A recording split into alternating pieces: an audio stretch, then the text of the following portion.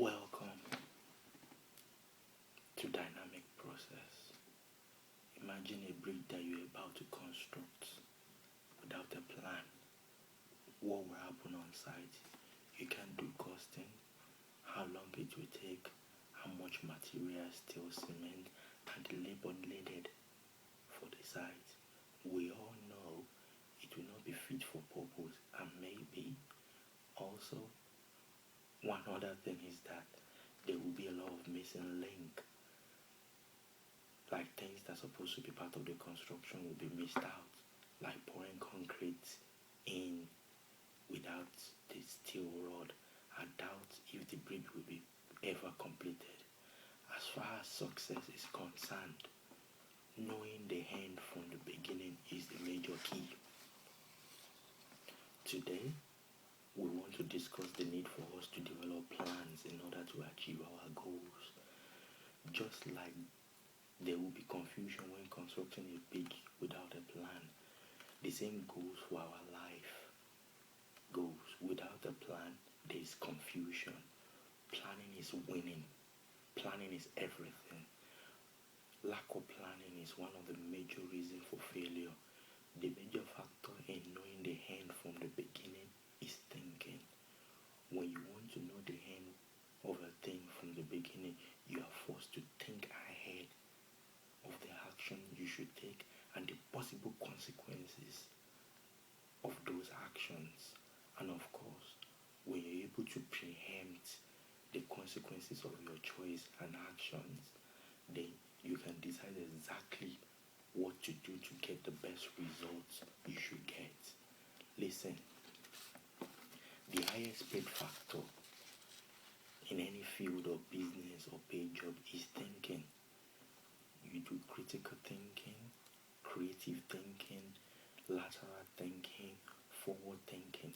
You try to look at the problem from many angles instead of tackling it head on. So it is important that we do this very crucial part of the job before the job itself. We have to think. We have to take time to think and to think through. We have to consider the end even before we start from the beginning.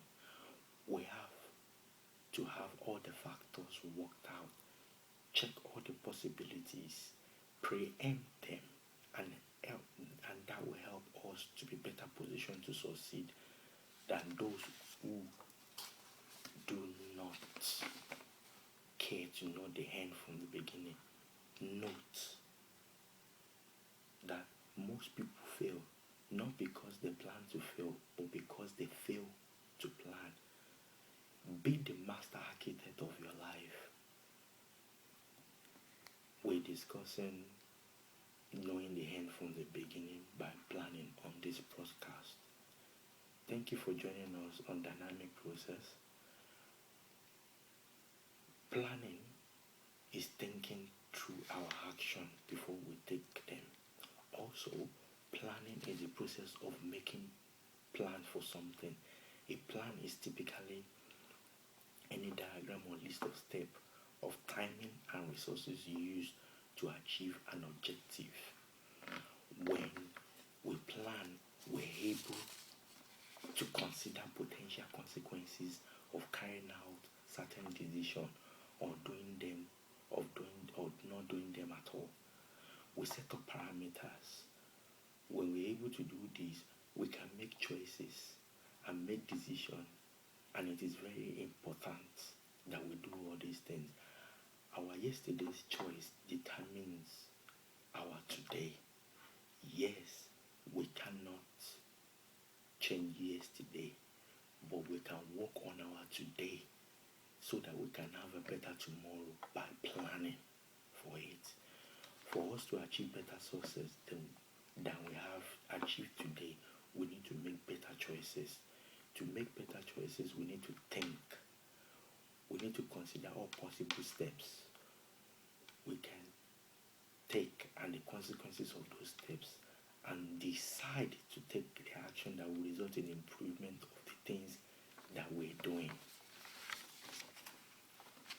What goal do you want to achieve? What business do you want to set up? It is important to do critical thinking before we start at all. Many people get discouraged when they start a business and they try to sell on, say, eBay what others are selling, and they are surprised that they cannot sell as much as what others are selling. They need to find out why. There's a reason why other people are being effective in selling, and there must be a reason why it's not working for them. Now, there are a lot of advantages knowing the end from the beginning. It helps us to define our definite major purpose of being in a business. You must consider and answer a very major question. Why are you in business? Some people will say to make money or to make profits. But that might not be a fantastic reason for being in business. You have to have a better and a bigger reason for doing business. Actually, you are in business to solve a problem for your customers or to provide a service to your customers. Some people might say that the major purpose for being in business is to make and keep customers. Anyway, to keep customers, you've got to be solving problem for them. It is not enough to just smile at them. I think that the major reason is to solve problem for customers, to meet needs in the life of our customers. And that being the case, the question then is, which unique problem are you out to solve? Or which problem are you out to solve in a unique way? That will assist you in defining specifically your definite major purpose for being in business. If what you are after is to make money, then your mind is more focused on what to get, and you don't succeed on that. You don't succeed on what to get. To succeed maximally, you don't focus on being a goal-getter, you focus on being a goal-giver. But you must understand the law of sowing and reaping. You cannot give without getting. When you solve a problem for people, the profit will eventually be your fringe benefit. It is inevitable. Money will flow in your direction. If you want to sell clothes, understand the fact that you are actually solving the problem of nakedness. When you sell food, you solve the problem of hunger. When you sell drinks or water, that means you should understand the fact that you are solving the problem of thirst.